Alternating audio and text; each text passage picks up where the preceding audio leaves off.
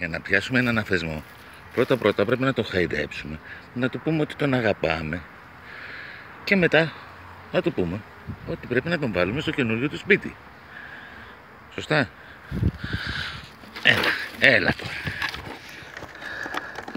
Έλα τώρα. Μπες.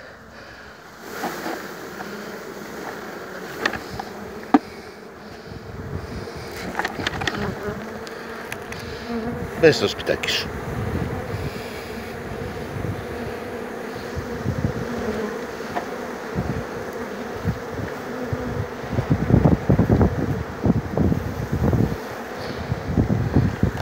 Και αφήνουμε το σπιτάκι κάτω. Διαλυματάκι τώρα.